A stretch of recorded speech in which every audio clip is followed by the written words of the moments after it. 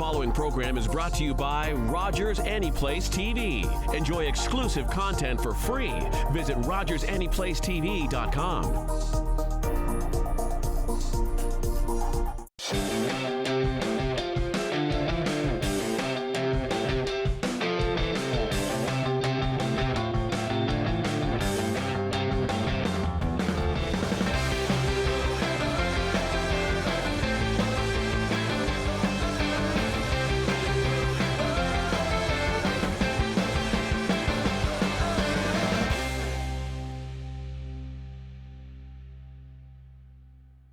Hi, welcome back to our community. I'm your host, Kevin Young, and I am joined with my good friend, Tyson Davis. Tyson, welcome to the show. Thanks for having me. It's a pleasure to have you here. So we've been talking a few times about having you down at the show, and I'm glad you were able to drop down and have a chat. I just want to start off by telling the people a little bit about yourself, where you're from, where you grew up, a little bit, if you don't mind sharing. Yeah, so I grew up just outside Corner Brook in Frenchman's Cove. We always called it down the bay growing up, Yeah. Went to high school here in Corner Brook, what is now Corner Brook Intermediate. Used to be Regina, that was my high school. University here in Corner Brook, moved away for a while to continue university, and then came home to find employment here in Corner Brook, and ended up hooking onto a great job teaching math at Grenfell. Awesome. So growing up in Frenchman's Cove, I'll tell you, I've learned this myself, having had a flat tire in Frenchman's Cove.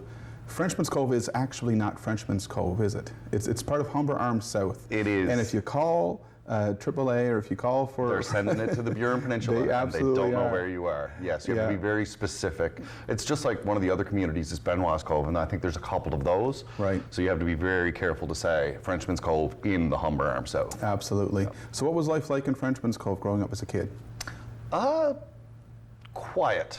It was a small town, you know, there's around 200 residents in Frenchman's Cove. I was lucky enough that when I was a kid, there was maybe 10 of us that were, I'll say, the same age group, but we were all a few years apart. But we were close enough that we were kind of a friend group.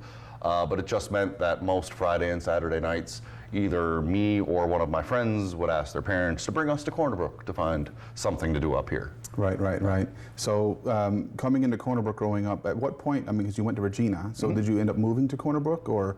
Not until university. My parents are still in Frenchman's Cove. Oh, wow, right? so you bust all the way from Frenchman's Cove to Regina. Okay, because I thought there was a high school out there for... So St. Peter's Academy used to be, years ago, it was 7 to 12. Right. But when they had the referendum in, I think, 96 or 7, where you don't go to school based on if you're Catholic anymore, you go to the closest geographical school to you. Right. That school was altered to K to 9. And that's what happened to me and my friends. I lived in Humber Road, and we all went to Humber Elementary, and then, of course, GC Row. And then grade 8 hit, and well, grade 8 was fun, but it was grade 9 that everything switched. Yep. And all of a sudden, all of my friends that we had were gone. My cousin, who went to school with me, ended up down at presentation. Yeah, and it was between the 6th and 7th grade for me, so it was actually great timing because I was about to change schools anyway. Right. I was supposed to go to G.A. Mercer, you know, pre-referendum, but when the referendum happened, no, I'll go to St. Peter's Academy in Bennett's Cove. Right. Yeah. So high school in Regina. You said after that you I went to Grenfell here in Corner Brook for 5 years, lived in St. John's for a year after that to do more schooling, and then lived in Ontario for 7 years doing more and more. So what did you study at Grenfell? So back then they didn't have a math degree, so I did the closest thing I could, which was the general science degree with a specialty in math. So I ended up doing, I think it was 12 math courses at Grenfell.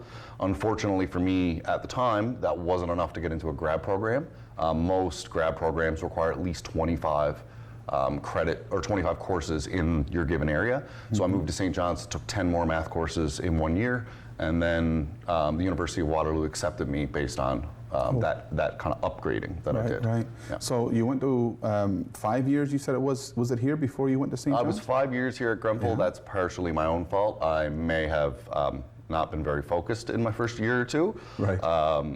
That was, I guess, part of growing up. Right? I was, because I skipped a grade as a child, so I entered university at 16. I turned 17 in my first year, and I convinced my parents to let me move into residence.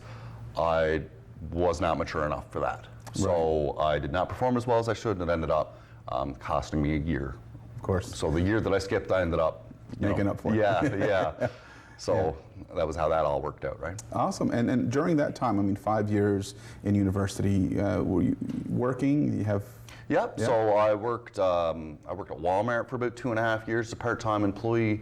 I got a job at Cornerbrook Pulp and Paper, so I left Walmart because I got hired by Cornerbrook Pulp and Paper as a summer student and worked 3 consecutive summers at Cornerbrook Pulp and Paper. And I don't know what it's like for students there now, but back then that was the best job a student could ever ask for, and it allowed me to save up enough to pay for a year of school. I'd work for 1 summer and pay for the whole year. Yeah, so that mill certainly, in terms of the community here, has been a staple in definitely. so many ways. So 5 years here, and then you said you had to go to St. John's to get more credit. So what was it like going from little Frenchman's Cove to Cornerbrook, and then you're thrown right into St. John's? St. John's wasn't so different. I mean, I visited St. John's a bunch of times as a child and a teenager, so I was relatively used to what to expect. The class sizes were a little different. Third and fourth year math courses at Grenfell may only have 10 students in them, but a third and fourth year math course at Munn and St. John's will have 30 or 40 students in it. So the class sizes were different, and the material was all so much harder because I was taking things that Grenfell doesn't even offer. Right. So it was one of those terms was a 6 math course per term that was chaotic, to say the least. 6 weekly assignments every week. So I pretty much lived, the math building in St. John's is called the Henrietta Harvey building. I pretty much lived there for about 80 hours a week. I would either be in class or working on assignments. So that first year of not yet mature kind of wasn't there when you got, I guess, to St. John's. You were... By the time I got to St. John's, I was focusing on getting into grad school. I really wanted to come back and teach at Grenfell. It was always my goal to come back here. So I bore down and focused as hard as I could to get through the 10 math courses I needed. Right, right. And so 2 years there, so 7 years at this point. No, just 1 year. Oh, 1 year, sorry. so 2 terms. 6 years already spent, and you still didn't have the math that you were looking for. So after the St. John's 2 semesters, so I applied for the University of Waterloo graduate program in math straight out of Grenfell. When they looked at it, they said, listen, like, you really don't have enough math. We can't accept you, unfortunately. And all the power to them for it, because looking back, I really did not have enough math. So I actually spoke to one of the secretaries, ended up becoming friends with her through the years, and she got the chair of graduate math to look through Munn's calendar and say what courses I should take. Oh, wow. So I took, he recommended 10, I was only able to get 7 out of the 10 that he recommended, and I took 3 kind of random math courses, just because the way, you have to take this course to take the next course to take the next course. I couldn't physically do them all. Right, a lot of courses you can't do simultaneously, you have to do them in sequence. Right, right. So I did as much as I could, and then they accepted me, and I happily accepted their offer and moved to Ontario to start doing grad school. Awesome. And so Waterloo, of course, Ontario. Yep. How long did you spend in school up there at that point? So I was in Waterloo for 5 consecutive semesters, so about a year and a half, call it 2 years, and I completed my master's degree in mathematics there. I then pursued my PhD. I moved from Waterloo to London, Ontario, and attended the University of Western Ontario. I was there for about 5 years, but unfortunately, due to personal circumstances, I didn't complete that degree. Right, right. So at this point, we're thinking, what was that, 11 years? If you add it all up, I was in school from 2002 to 2015 in university. Yeah. And I never took, like a lot of people take this year off in between, high school, and I didn't do that. So if you really want to go nuts with it, from 1990 until 2015, I was a student. Wow. So long time being a student. Now you work at the university. You're no longer a student, but you're on the other side, right? Exactly. Yeah, so explain what it is you do now. So I'm one of the 2 math lab instructors at Grenfell, and from time to time a per course instructor. So the math lab instructor position allows me every year, I'm in the Math 1090, Math 1000, and Math 1001 labs. So all of the first year math courses that exist at Grenfell, I'm in the labs, and I'm an active part of teaching that material to the students. Occasionally a course will come up that no professor is available to teach, and it'll get listed as something I can apply for. So I've done a couple of those this summer. During the entire COVID quarantine summer, I taught calculus online all summer. Oh, wow. And so it was a nice way to actually have something to do during a lockdown. Right, right. So you went from being student at MUN to now you're teaching at MUN. I'm teaching the courses I took, and I actually use that a lot during my lectures. Like, I remember taking this course, I remember sitting in this classroom. I usually try to challenge my students to beat the grade that I got. So I'll tell them up front, I got this grade in this course, I want you to do better. Yeah, so what's that been like for you? Because you mentioned, other than that, the jobs you mentioned were Walmart and at the... yeah, that was all just like a means to an end kind of exactly. jobs, right? So now you found this job of something obviously you're passionate about. Yeah. It's a career. Yep. What's that been like for you? In terms of, how you go about your day and what you think about your accomplishments and so on. Amazing. The goal was always to come back to Grenfell. That was always my goal in life. It was to be a professor at Grenfell, but due to the circumstances I went through during my PhD, I'm quite content, more than content. This is the best plan B I could ever ask for. Right. Right. So is there a chance to go back and maybe make up for what you couldn't? So I've been out a little too long now. It's most universities allow, I think it's either 2 or 3 year leave of absence. I've been away for 5, going on 6. So unfortunately for me at this point, if I want to go back and complete the PhD, I start from square one. Oh, right. I'd have to do all 4 or 5 years work over again. And honestly, I don't know if I would at this point, just because I'm more than happy in the position that I'm in. I'm happy with the friends that I've made in the city since I came back to Corner Brook.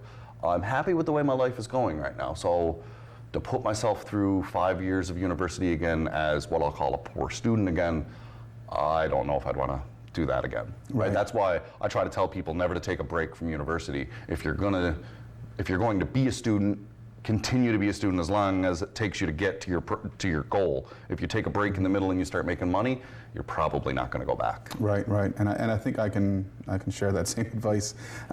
So, being a teacher, or because you're not a professor, I guess I'm not a professor, and I'm not a teacher either. Well, because I don't have a Bachelor of Education. Right, I use the word instructor. Instructor. Okay, so instructor at the university up there at Grenfell. So what led you from going to that path as opposed to say maybe becoming a teacher, high school or junior high school? So I, just like any teenager, I guess, rebelled as a teenager. And I remember thinking to myself during my undergraduate degree, because all these things went through my head. Am I going to be an engineer because I'm a math nerd? Am I going to pursue physics? I thought about astronomy. And am I going to be a teacher? I thought about all these different life plans. And the teacher part for me was, I wouldn't want to teach me as a teenager. And I wasn't even what I'll call part of the bad kid group. I wouldn't want to have taught me. So I really love that I'm teaching adults. I can be myself, I can laugh and carry on. If the occasional swear word falls out of me, nobody panics, It truly allows me to use all of my personality to get through to my students. Right. And that's, I think, one of my biggest, one of the biggest things I bring to Grenfell is I try to tell my students, I'm just some dude from down the bay that happens to be good at math. So treat me like you treat your friends, show me a little bit more respect, sure, but I don't want my students to be intimidated by me. So what I'm wearing right now is what I wear when I teach. Right. I go in jeans and skate shoes, so I look approachable, so students feel comfortable coming to me, not necessarily just with math problems, but what courses should I take, or gee, I guess some students that come to me when their girlfriend breaks up with them and they're having a bad day, I'm trying to, I remember telling one group of students that I try to fill the role of the cool uncle. That's what I'm trying to be in my job. So if they need to come to me for personal problems, they certainly can. But I'm also there to teach them whatever course they need as well. Right, right. And are you married? No, divorced. Divorced. Do you mind sharing a bit about that? So that was the personal circumstance that happened during my PhD was a divorce. Okay. So I got married and divorced inside of that 5-year degree program. Oh, wow. So unfortunately that took my head out of the game. I just had too much else to think about. And not that I don't regret getting married at all. I don't regret any of it. Just wish it would have worked out a little differently at the end. Of course. And even having a divorce happen, a year later would have been swell. Right. Would have let me finish my degree. Your PhD. Which would have brought me back here as Dr. Tyson Davis, and I'd be a professor at the university now, hopefully. Yeah. Right. So no kids? No kids. No kids. Any plans for the future of, maybe getting remarried, maybe 100%. Having kids? Yeah. The first few years I spent in a really low state, I'll call it. I don't know if you'd call it depression or what, but it really kind of took the good out of me for a few years. But since I've been back in Corner Brook, since I've been, especially we know each other through pool league, so since I've made a lot of friends through pool and all this stuff, I'm I'm open to anything at this point. Right. I'm not necessarily out there fishing for it all the time, but if the right opportunity were to present itself, I would not run from that opportunity. Right, right. Yeah. So, you know, one of the things that I think is common amongst all of us is that we all have some story to share.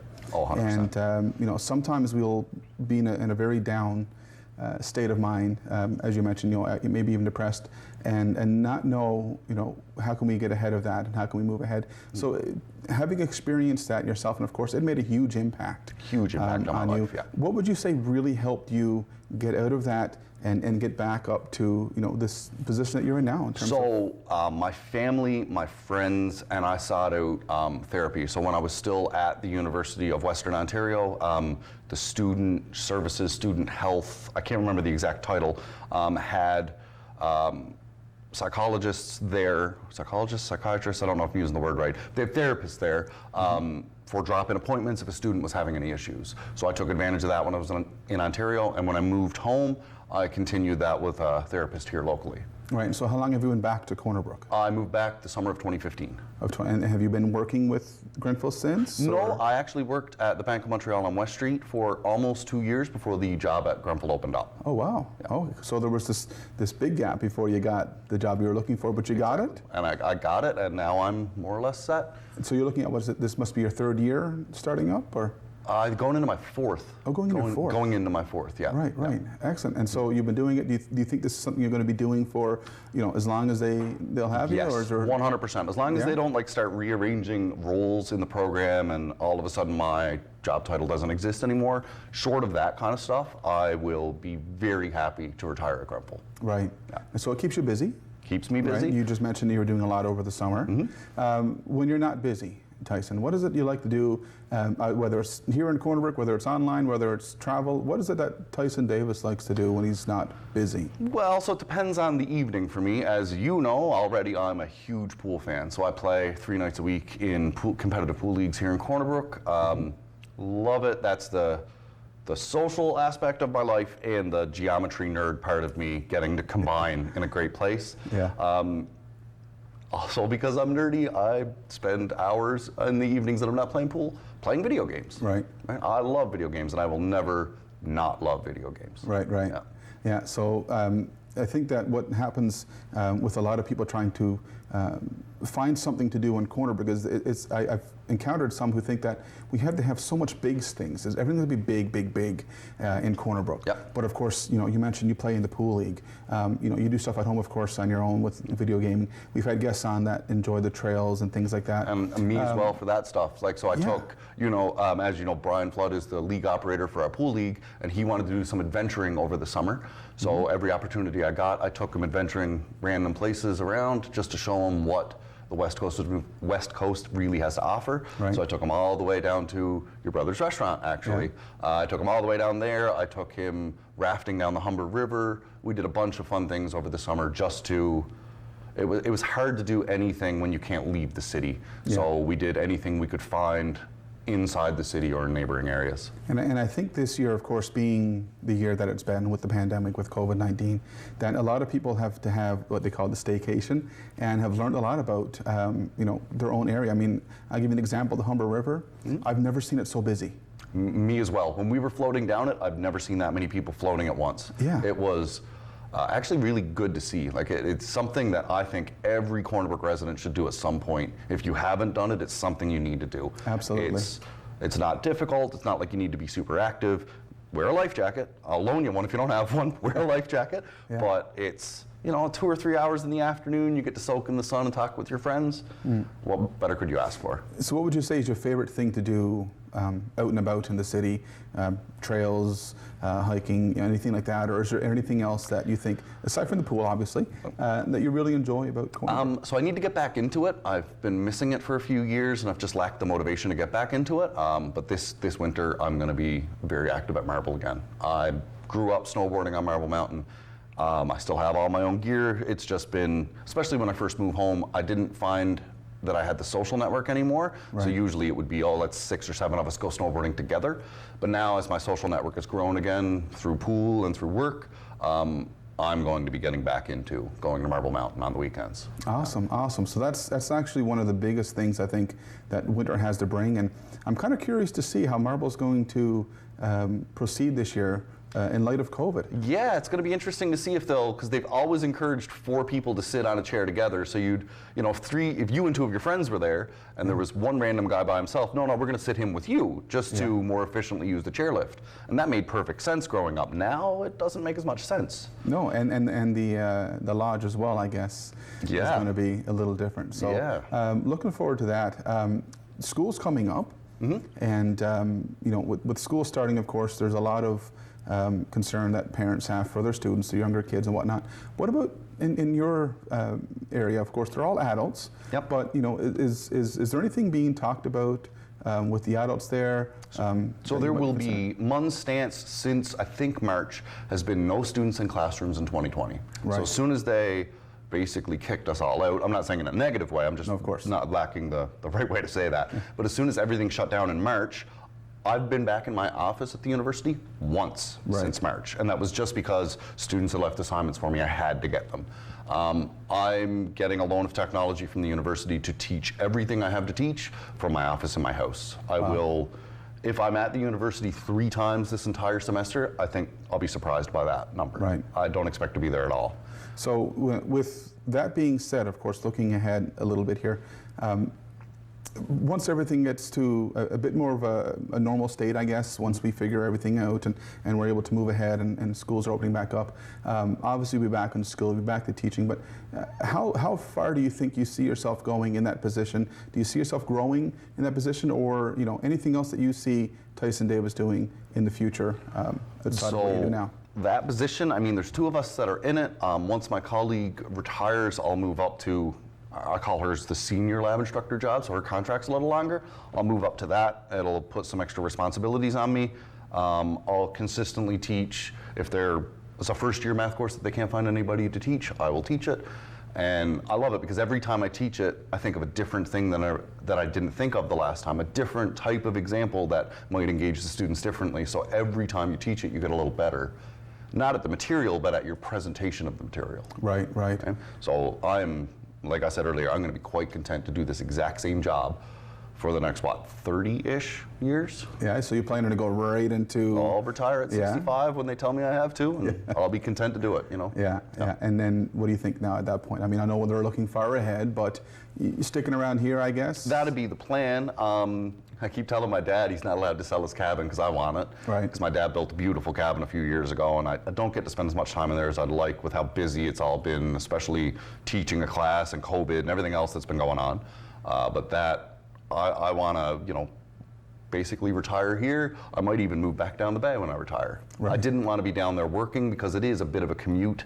I mean, even as a Grenfell student, I had a 30-minute commute when it was dry roads. In the winter, I used to account for a 50-minute commute, and that was not fun, 8:30 every morning, every day.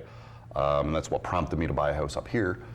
But when that commute goes away and I can actually, retire and have that relaxing, we'll call it back 9 part of your life, I might end up back down there, Pasadena, something like that, somewhere a little quieter than Corner Brook. Awesome. And of course, between now and then, we don't know, you may end up remarried and kids and I things could end up with 4 more degrees, who knows? Yeah, right? I'm not opposed to more schooling, I would never want to give up the job that I have. And you, of course, would have to, right? I mean, I could take a 1-year leave of absence, but after the 1 year, I either have to come back or I have to quit.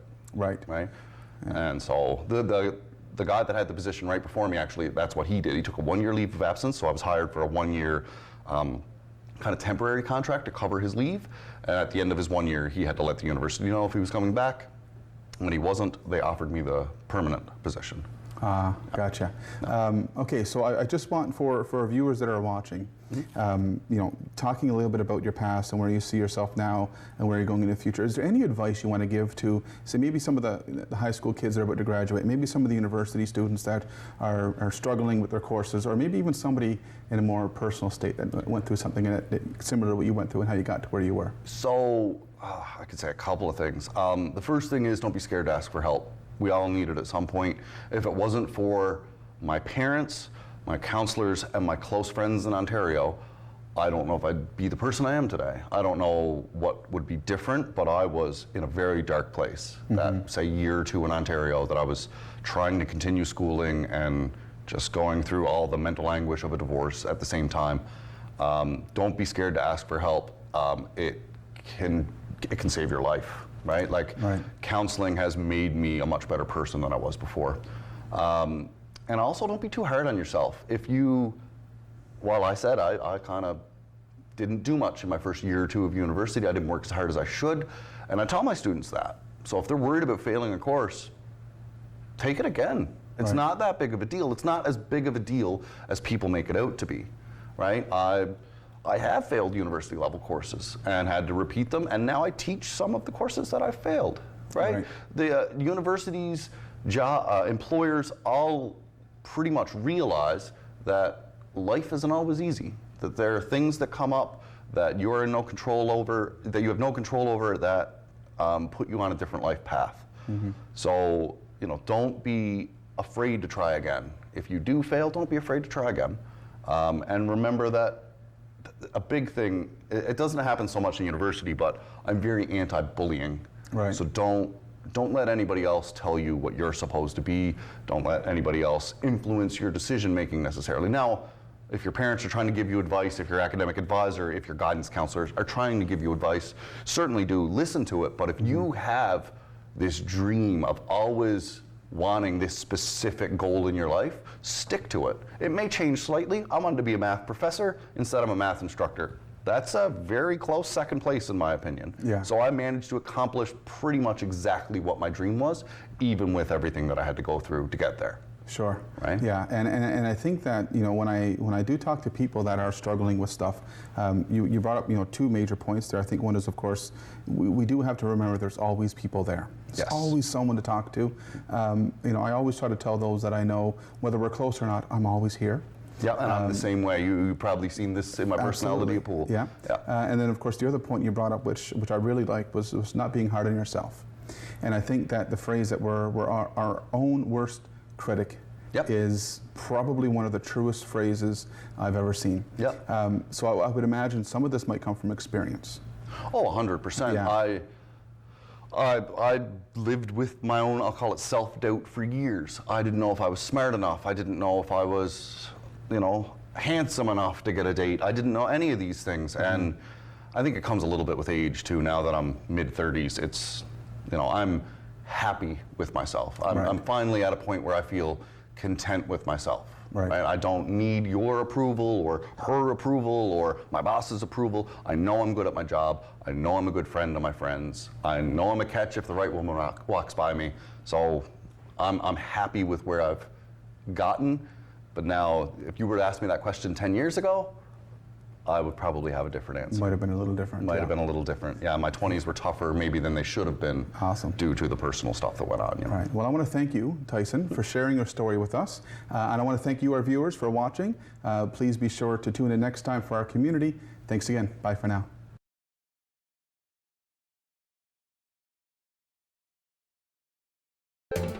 Call the Rogers TV viewer response line, email us, or connect with us on social media.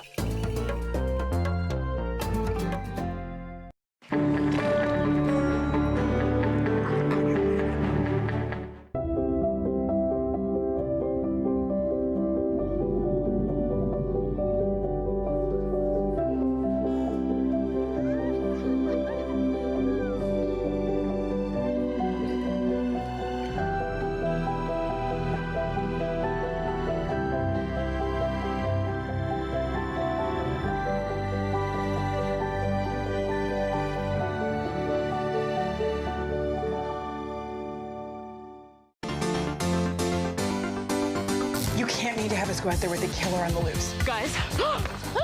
You have truly marked yourself for the beast. I don't know who it is, but it's got to be someone connected to the game. This is absurd. You're taxing 43 different street gangs. That's thousands of dudes in the most violent subculture in Los Angeles. You're bad. You ain't that bad, all right? I'm riding with you till the wheels fall off.